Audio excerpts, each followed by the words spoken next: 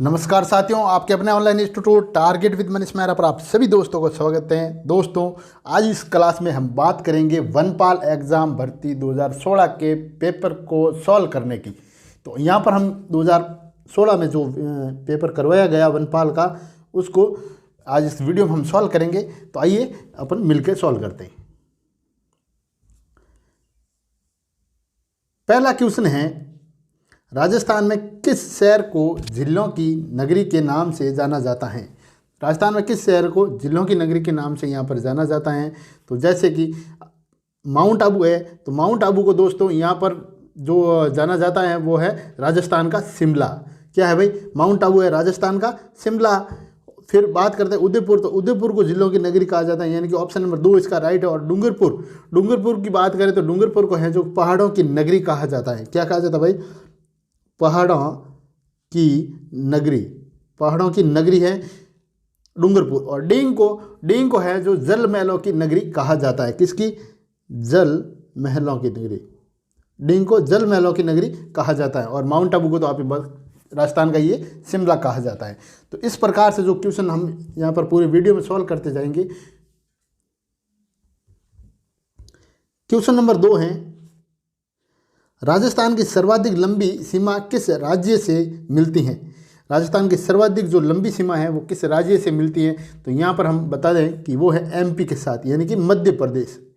किन के साथ भाई, मध्य प्रदेश के साथ सबसे ज़्यादा लंबी सीमा यहाँ पर जो मिलती हैं। तो राजस्थान की जो सबसे लंबी अंतर्राष्ट्रीय सीमा एमपी से जो लगती हैं, एवं हरियाणा तथा गुजरात का जो अगर बात करें, हरियाणा और गुजरात ये क्रमश दूसरे और तीसरे स्थान पर है। क्या भाई, ये दूसरे और ये तीसरे स्थान पर इसमें अपना जो वो है रखते हैं।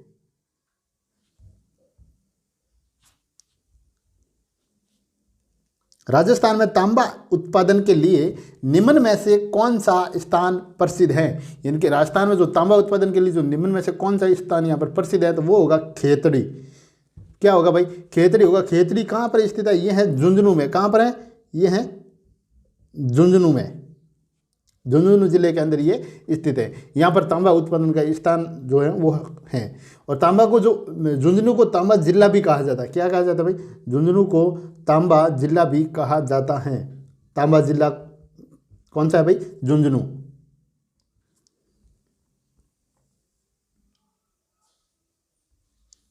राजस्थान में एसएमटी कारखाना कहाँ स्थित है। राजस्थान में एसएमटी कारखाना कहाँ स्थित है, तो ये है दोस्तों अजमेर में। कहाँ है भाई, अजमेर में। ये उस टाइप 2016 में जो पेपर हुआ है वो पेपर है ये, है ना, उनको अपन यहाँ पर सॉल्व करते हैं। राजस्थान का कृषि उत्पादन में देश में प्रथम स्थान है। राजस्थान का कृषि उत्पादन में देश में प्रथम स्थान है, तो गंवार, सरसों, मूंगफली, चना। तो इसमें से किस में जो प्रथम स्थान है, तो वो है दोस्तों सरसों में। राजस्थान का सरसों उत्पादन में देश में प्रथम स्थान है, फर्स्ट स्थान।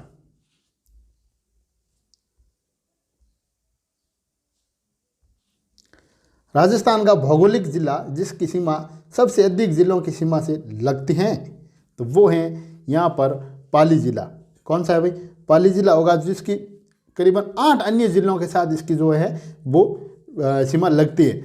और बात करें इनके अलावा, तो यहाँ पर है जो जयपुर और नागौर। क्या भाई, जयपुर और नागौर, जयपुर और नागौर ये 7-7 जिलों के साथ सीमा बनाते हैं। क्या, 7-7 अन्य जिलों के साथ ये सीमा बनाते हैं। कौन भाई, जयपुर और नागौर।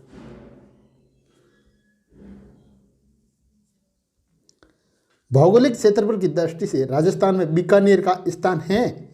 भौगोलिक क्षेत्रफल की दृष्टि से राजस्थान में बीकानेर का जो स्थान है दोस्तों वो है दूसरा स्थान। क्या है भाई, दूसरा स्थान है बीकानेर का। फर्स्ट भौगोलिक क्षेत्रफल की दृष्टि से देखें तो बीकानेर का है वो दूसरा स्थान हो जाता है। और यहाँ पर जो सबसे ज़्यादा, यानी कि सबसे ज़्यादा जो क्षेत्रफल है दोस्तों वो है यहाँ पर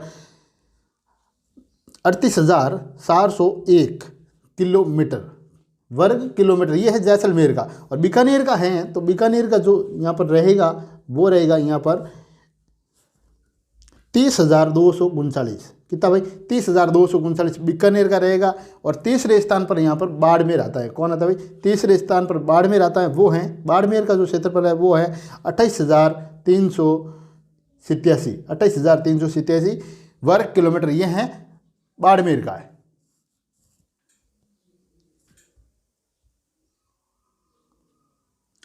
बिसलपुर बांध परियोजना को जलापूर्ति करने वाली नदी का नाम यहाँ पर बताना है। तो वो नदी का जो नाम है वो है बनास नदी। कौन सी है भाई? बनास नदी।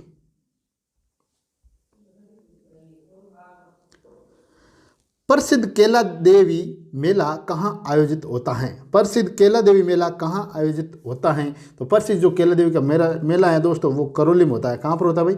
करौली इसका राइट है। भारत में मैंग्रोव वन कहाँ पाए जाते हैं? दोस्तों ये मैंग्रोव वन है वो भारत में कहाँ पाए जाते हैं, इनके बारे में थोड़ी अधिक अपन चर्चा करेंगे यहाँ पर इस क्वेश्चन में। तो पहले तो इसका आपको मैं ऑप्शन बता दूं कि भारत में जो मैंग्रोव वन है वो कहाँ पर पाए जाते हैं। ये पश्चिम बंगाल के सुंदरवन में भी पाए जाते हैं और अंडमान एवं निकोबार वन में भी पाए जाते हैं। यानी कि ये दोनों के अंदर यहाँ पर ये दोनों भी राइट होंगे इनके। क्या भाई? ये दोनों भी यहाँ पर राइट है, ये भी है और ये भी है। तो मैंग्रोव वन ऐसे वृक्ष होते हैं जो खारे पानी या फिर अर्ध खारे पानी में पाए जाते हैं। कहाँ पर पाए जाते हैं भाई?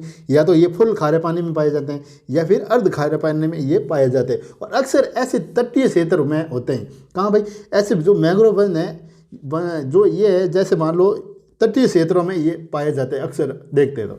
तो जहाँ कोई नदी किसी सागर में बह रही होती है, जैसे ये नदी आती है यहाँ पर, ये मान लो, फिर ये है नदी ऐसे इस प्रकार से यहाँ पर ये किसी सागर के अंदर गिरेगी, तो ये जो वन है ये यहाँ पर बहुत ज़्यादा पाए जाते हैं। कहाँ पर भाई? इस एरिया में बहुत ज़्यादा वन ये पाए जाते हैं। तो हम जैसे बात करें तो यहाँ पर है जो सुंदरवन भारत व बांग्लादेश में स्थित विश्व का सबसे बड़ा नदी डेल्टा है। क्या है भाई? कौन सा है? सुंदरवन क्या है? सुंदरवन भारत व बांग्लादेश में स्थित है। ये कहाँ पर? भारत और ये बांग्लादेश में स्थित है ये सुंदरवन। ठीक है ना? ये विश्व का सबसे बड़ा नदी डेल्टा है। क्या है? नदी डेल्टा, विश्व का सबसे बड़ा नदी डेल्टा है ये। यानी कि यहाँ से फैलाव इसका है ना, विश्व का सबसे बड़ा नदी डेल्टा है। और मैंग्रोव वन मुख्य 25 डिग्री उत्तर और क्या भाई 25 डिग्री उत्तर और 25 डिग्री दक्षिण अक्षांशों के मध्य उष्ण और उपोष्ण कटिबंधीय क्षेत्रों में पाए जाते हैं। कहाँ पर? उष्ण है उपोष्ण कटिबंधीय ये क्षेत्रों में ये मैंग्रोव वन पाए जाते हैं।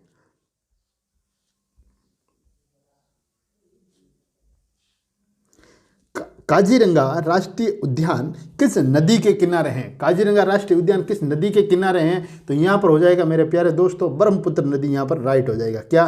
काजीरंगा जो राष्ट्रीय उद्यान है ब्रह्मपुत्र नदी के किनारे ये स्थित है। काजीरंगा जो है ये यूनेस्को की विश्व धरोहर, क्या भाई?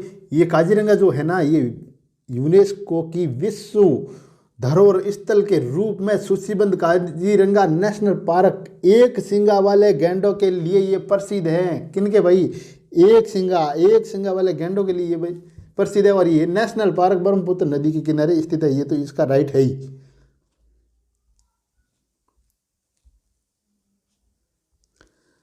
गिद्धों, ये जो गिद्ध होते हैं ना गिद्धों के संरक्षण हेतु कंजर्वेशन रिजर्व घोषित किया गया है। यानी कि जो गिद्ध है ना गिद्ध, अभी तो ये जो प्रजाति हैं वो लुप्त होने के कगार पर हैं। जैसे कोई तो इनके जो कंजर्वेशन रिजर्व जो घोषित किया गया है गिद्धों के लिए, तो वो यहाँ पर होगा जो इनका जो सही ऑप्शन होगा वो जॉर्डविड गार्ड वाला बीकानेर। क्या भाई? जॉर्डविड गार्ड वाला बीकानेर। ऑप्शन नंबर 2 इसका राइट है।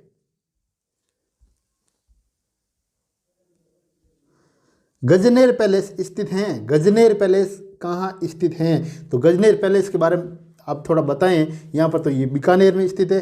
कहाँ पर है भाई? बीकानेर में स्थित है। और गजनेर पैलेस है, गजनेर पैलेस ये क्या है कि वाइल्ड लाइफ सेंचुरी में बना ये महल मुगल शैली में बना है। और ये बीकानेर महाराजा गज सिंह के समय आबाद हुआ था। कब भाई? बीकानेर के महाराजा गज सिंह के समय ये आबाद हुआ था। ठीक है ना? और ये कहाँ पर है? वाइल्ड लाइफ सेंचुरी में ये महल बना हुआ है, मुगल शैली में बना हुआ है।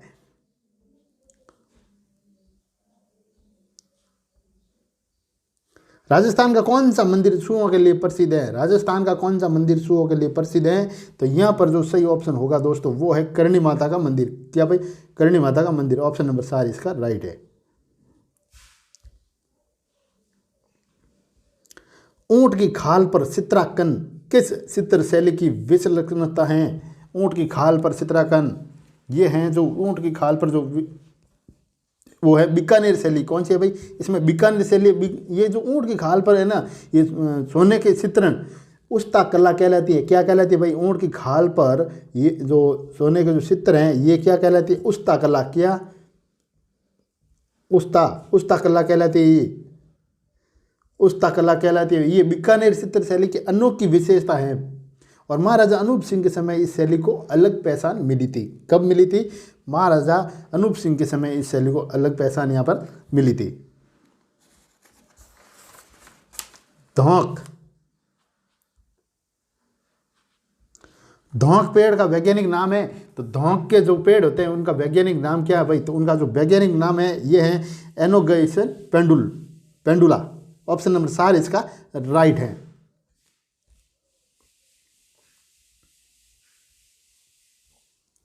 राजस्थान में बाघों हेतु प्रसिद्ध सबसे बड़े राष्ट्रीय उद्यान का नाम यहाँ पर आपको बताना है। कहाँ पर भाई? राजस्थान में बाघों हेतु प्रसिद्ध सबसे बड़े राष्ट्रीय उद्यान का यहाँ पर नाम बताना है। तो जो वो है रणथंभौर राष्ट्रीय उद्यान। ऑप्शन नंबर 4 इसका राइट है। कौन सा है भाई? रणथंभौर राष्ट्रीय उद्यान। तराइन का प्रथम युद्ध, प्यारे दोस्तों, तराइन का जो प्रथम युद्ध हुआ था वो हुआ था 1191 में। तो ये आप बताओ कि ये किन किन के मध्य हुआ था? तो तराइन का जो प्रथम युद्ध हुआ था ये हुआ था पृथ्वीराज चौहान और मोहम्मद गोरी के बीच में हुआ था। किन के मध्य हुआ था भाई? पृथ्वीराज चौहान और मोहम्मद गोरी के बीच में था। आप मेरे को ये बताएं कि इस युद्ध में किसकी विजय हुई थी? इस युद्ध में किसकी विजय हुई थी? कमेंट करके मेरे को बताएं।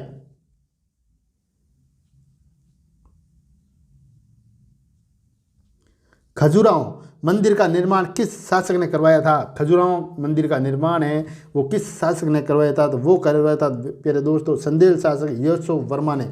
किसने करवाया था? संदेल शासक। ऑप्शन नंबर 2 इसका राइट है। मुहम्मद गजनवी ने सोमनाथ मंदिर पर कब आक्रमण किया था? मुहम्मद गजनवी ने सोमनाथ के मंदिर पर कब आक्रमण किया था? तो मुहम्मद गजनवी ने सोमनाथ के मंदिर पर जो आक्रमण किया था वो किया था 1025 ईस्वी में। कब किया था भाई? 1025 ईस्वी में।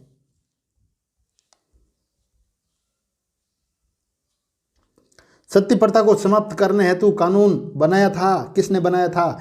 सती प्रथा को समाप्त करने हेतु जो कानून बनाया था वो किसने बनाया था? तो वो बनाया था लॉर्ड विलियम बेटिंग ने। किसने बनाया था? लॉर्ड विलियम बेटिंग ने। ये ऑप्शन नंबर 4 इसका राइट है।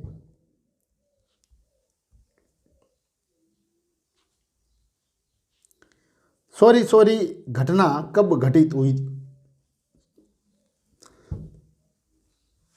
सोरा घटना, यहाँ पर सोरा है ना, यहाँ पर भाई ये सोरा घटना कब घटित हुई थी? तो सोरा की जो घटना घटित हुई थी वो हुई थी 1922 ईस्वी में। कब हुई थी भाई? 1922 ईस्वी में ये घटना घटित हुई थी, सोरा की घटना। अनुच्छेद 370 का संबंध किस राज्य से है? तो अनुच्छेद 370 का संबंध है वो जम्मू कश्मीर से। किससे है भाई? जम्मू कश्मीर से। भारत की तीनों सेनाओं का सर्वोच्च सेनापति होता है तो राष्ट्रपति होता है। कौन होता है भाई? राष्ट्रपति होता है। तीनों सेनाओं का जो सर्वोच्च सेनापति होता है वो है राष्ट्रपति। तीनों सेनाओं में कौन सी सेना आती है भाई? थल सेना, वायुसेना और जल सेना। ये तीनों सेना है, थल सेना, वायुसेना और जल सेना। हीराकुंड बांध किस नदी पर स्थित है? हीराकुंड बांध है मेरे प्यारे दोस्तों वो है महानदी। कहाँ पर है भाई? महानदी पर स्थित है।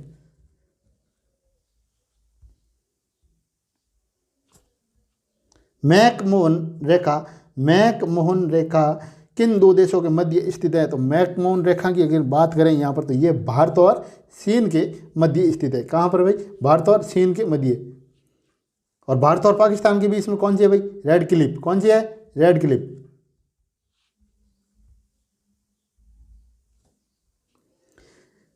सेरिकल्चर का संबंध निम्नलिखित से है, यानी किस पालन से है?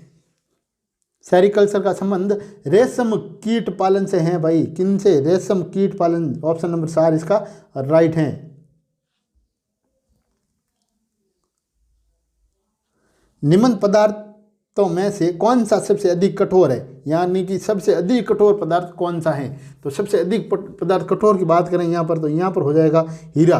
हीरा क्या है भाई? सबसे अधिक जो है कठोर है।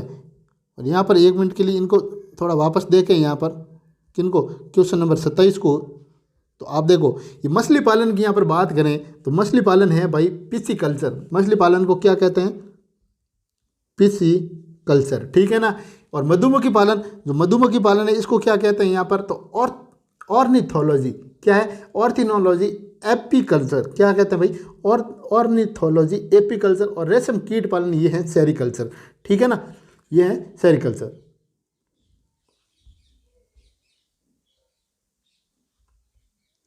निम्न में से तंग हैं, निम्न में से तंग हैं आलू। क्या है? आलू। ऑप्शन नंबर 4 इसका राइट है भाई। भाखड़ा नागल परियोजना में नागल बांध कौन सी नदी पर बनाया गया है? भाखड़ा नागल परियोजना में नागल बांध है वो कौन सी नदी पर बनाया गया है? तो यहाँ पर जो राइट ऑप्शन होगा इसका, तो वो होगा ऑप्शन नंबर इसका सतलुज नदी। क्या है भाई? कौन सी है? ऑप्शन नंबर 3 राइट है यहाँ पर, सतलुज नदी। प्रधानमंत्री ग्राम सड़क योजना, प्रधानमंत्री ग्राम सड़क योजना PMGST यानी कि प्रधानमंत्री ग्राम सड़क योजना किस तिथि से प्रारंभ की गई? तो ये की गई थी 25 दिसंबर 2000 को। कब की गई थी भाई? 25 दिसंबर 2000 को ये प्रारंभ हुई थी। कब हुई थी? ऑप्शन 2 नंबर इसका राइट है।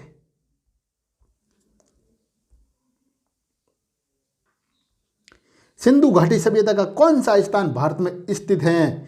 सिंधु घाटी सभ्यता का कौन सा स्थान है वो भारत में स्थित है? तो यहाँ पर आपको बताना है, जैसे कि मोहनजोदड़ो की बात करें तो ये है नहीं, ये नहीं है। तो लोथन, क्या है भाई? लोथन जो है वो भारत में स्थित है। आप मेरे को कमेंट करके बताइए लोथन अभी फिलहाल किस राज्य में स्थित है?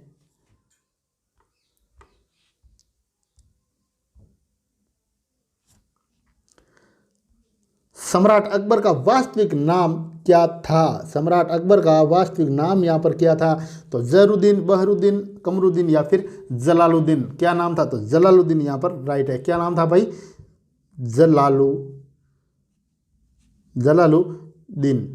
जलालुद्दीन यहाँ पर राइट है।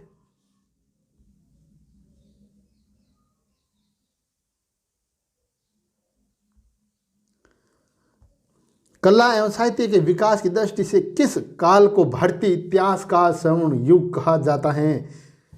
कला एवं साहित्य के विकास की दृष्टि से किस काल को भारतीय इतिहास का स्वर्ण युग काल कहा जाता है? तो वो है दोस्तों गुप्त काल। कौन सा है भाई? गुप्त काल को। किस काल को? गुप्त काल। गुप्त काल को क्या कहा जाता है? भारतीय इतिहास का स्वर्ण युग काल कहा जाता है। किसे? गुप्त काल को।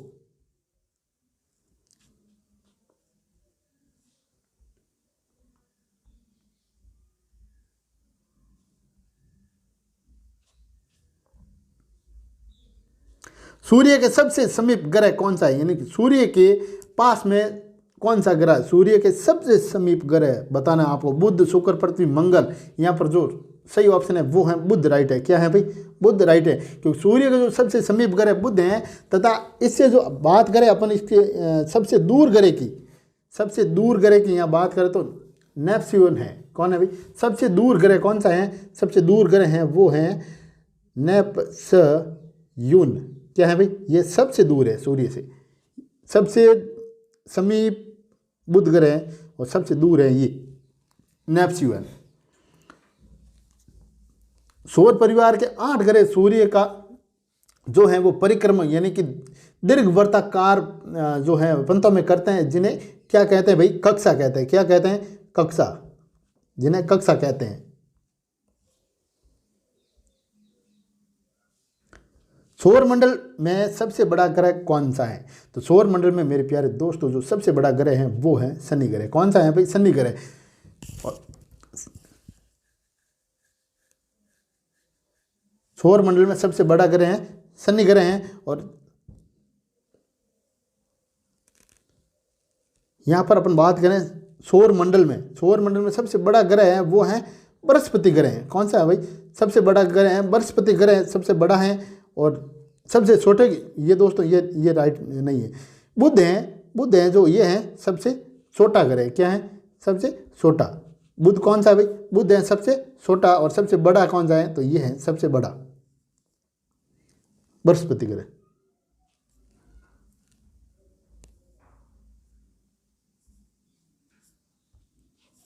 किस ग्रह को लाल ग्रह कहा जाता है? किस ग्रह को लाल ग्रह कहा जाता है? तो लाल ग्रह कहा जाता है मंगल ग्रह को। क्या? मंगल ग्रह को लाल ग्रह कहा जाता है। क्यों कहा जाता है भाई इसे लाल ग्रह? क्यों कहा जाता है? क्या है कि इस ग्रह पर यानी कि मंगल ग्रह पर ये जो है ना फेरस, मंगल ग्रह पर फेरस ऑक्साइड, क्या भाई? फेरस ऑक्साइड की अधिकता के कारण इसे लाल ग्रह कहा जाता है। क्या कहा जाता है? लाल ग्रह।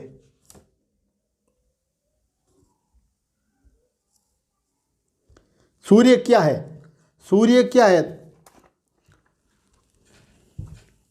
सूर्य क्या है भाई? सूर्य एक तारा है। क्या है? सूर्य एक तारा है। और सूर्य के बाद इन क्वेश्चन के बारे में थोड़ा अपन और अधिक यहाँ पर बात करें तो सूर्य एक तारा है। क्या है भाई? सूर्य एक तारा है। और सूर्य जो है, जो सौर परिवार के केंद्र में स्थित परिवार का ये सबसे बड़ा सदस्य है। क्या है?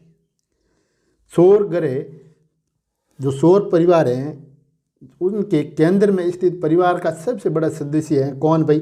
सूर्य, है ना। और सूर्य पृथ्वी के जो हैं, अगर सूर्य और पृथ्वी की अपन तुलना करें यहाँ पर, तो सूर्य पृथ्वी से 10 लाख गुना बड़ा, वो लगभग 15 करोड़ किलोमीटर दूर है। कितना भाई? 10 लाख गुना ये बड़ा है पृथ्वी से सूर्य। और बात करें यहाँ पर तो 15 करोड़ किलोमीटर ये पृथ्वी से दूर है। और सूर्य का प्रकाश है जो अगर पृथ्वी पर पहुंचना है, यानी कि ये सूर्य है, इनका प्रकाश अगर पृथ्वी पर यहाँ तक पहुंचता है पृथ्वी पर, तो इनमें प्रकाश को पहुंचने में जो टाइम लगता है वो है 8 मिनट। कितना भाई?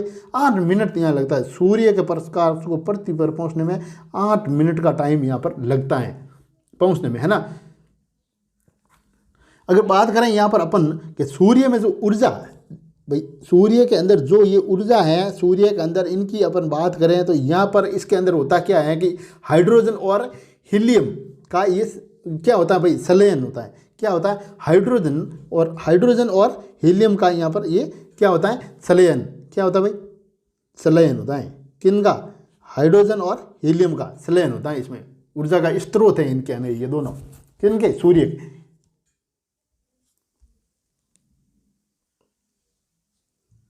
कोशिका की खोज सर्वप्रथम किसने की थी? कोशिका की खोज की अगर बात करें तो कोशिका की खोज है मेरे प्यारे दोस्तों वो की थी 1665 के अंदर। किसने की? तो ये की थी रॉबर्ट हुक ने। किसने?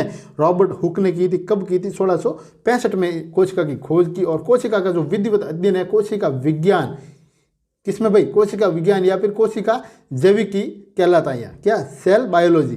कोशिका जैविकी यानी कि सेल बायोलॉजी यहाँ पर ये कहलाता है।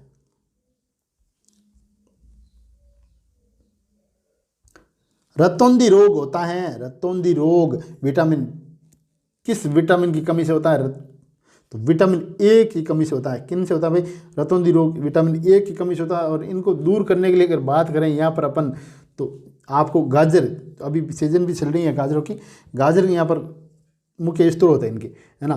फिर बात करें यहाँ पर विटामिन बी की, तो विटामिन बी ये है विटामिन बी। तो विटामिन बी की यहाँ पर बात करें तो इससे होता है बेरी रोग। क्या होता है भाई? यहाँ आपको मैं बता दूं, बेरी रोग किस विटामिन बी की कमी से बेरी रोग होता है। और बात करें यहाँ पर विटामिन सी की, तो विटामिन सी के कारण मेरे प्यारे दोस्तों यहाँ पर होता है स्कर्वी। क्या भाई? स्कर्वी रोग होता है विटामिन सी की कमी से। और विटामिन जो ए की कमी से होता है वो तो आपको बता ही दिया मैंने। क्या होता है भाई? विटामिन ए की कमी से तो रतौंधी रोग होता है। और विटामिन डी की यहाँ बात करें तो विटामिन डी से होता है रिकेटस रोग हो जाता है। क्या? रिकेटस रोग होता है। रिकेटस रोग होता है विटामिन डी की कमी से।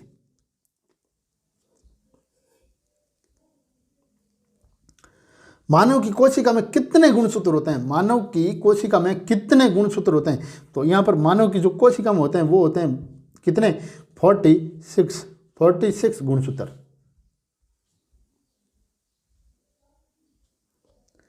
वैधानिक रूप से वनों का प्रकार है। वैधानिक रूप से वनों के प्रकार की हम यहाँ पर बात करें तो देखो आप यहाँ पर देखेंगे रक्षित वन भी होता है, आरक्षित वन भी होता है और अवर्गीकृत वन भी होता है, यानी कि उपरोक्त सभी ये सभी भी यहाँ पर होते हैं। यहाँ पर अपन वनों की थोड़ी अधिक बात करें तो जैसे अपन देखें आरक्षित वनों की यहाँ पर बात अपन करें यहाँ पर, फिर इनके बाद में अविकृत वनों की करें और रक्षित वनों की बात करें तो ये जो रक्षित वन है ना,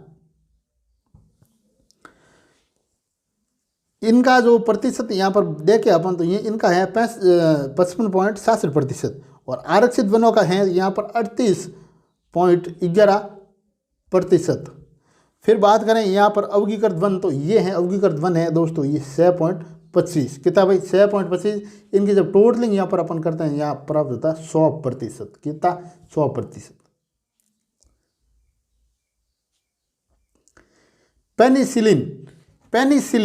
पेनिसिलिन की खोज किसने की थी? तो पेनिसिलिन की जो खोज की थी वो की अलेक्जेंडर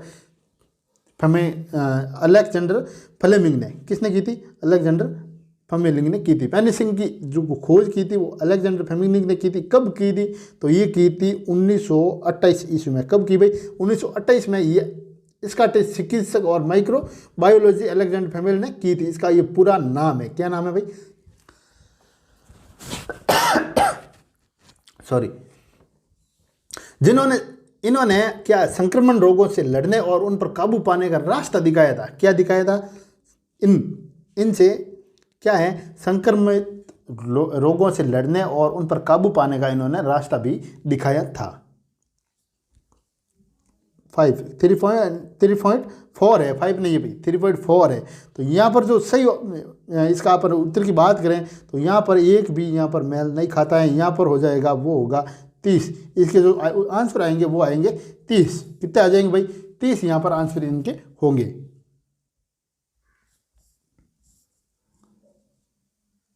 यदि एक ट्रक 2 घंटे में 80 किलोमीटर चलती है तो 5 घंटे में कितने किलोमीटर चलेगी भाई? यदि एक ट्रक 2 घंटे में 80 किलोमीटर चलती है तो ये 5 घंटे में कितने किलोमीटर चलेगी? तो यहाँ पर आपको बता दें कि ये 5 घंटे में 200 किलोमीटर चलेगी। कितनी चलेगी भाई? 200 किलोमीटर ये ट्रक चलेगा।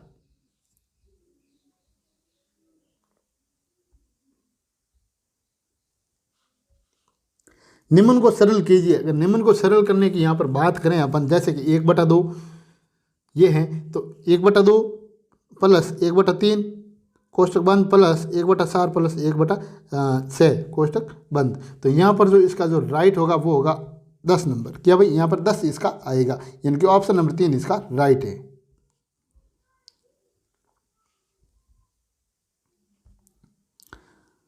दो एक्स का क्यूब, क्या भाई? यहाँ पर 2x का क्यूब का मान है 2x क्यूब का मान क्या होगा? यदि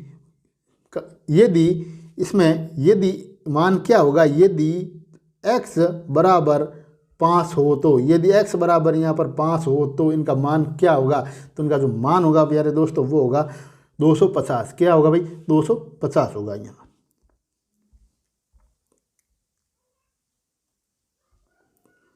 x प्लस ए कोष्टक बंद कोष्टक x प्लस बी कोष्टक बंद बराबर होगा, यानी कि ये किन के बराबर यहाँ पर होगा? तो ये होगा यहाँ पर x का स्क्वायर प्लस ए प्लस बी का कोष्टक x प्लस ए बी। ये होगा भाई इनका आंसर। क्या होगा?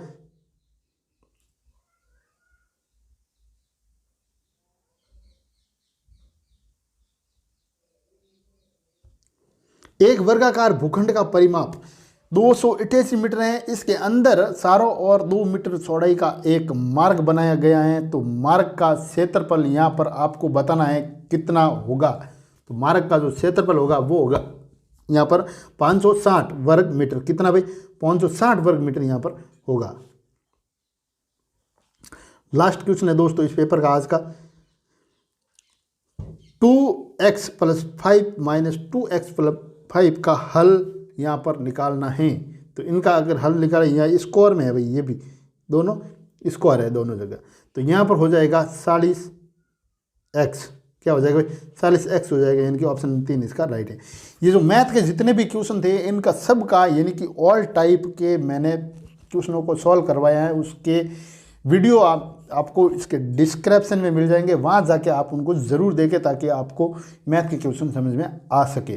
तो प्यारे दोस्तों आज इतना ही लगे हैं, और आपको पटवार और वन रक्षक और वनपाल इन तीनों के जितने भी पेपर हैं आपको एग्ज़ाम से पहले पहले पुराने पेपर सब सॉल्व करवाए जाएंगे, और नए प्रैक्टिस सेट यानी कि कम से कम 50-50 सबके प्रैक्टिस सेट आपको अवेलेबल करवाए जाएंगे।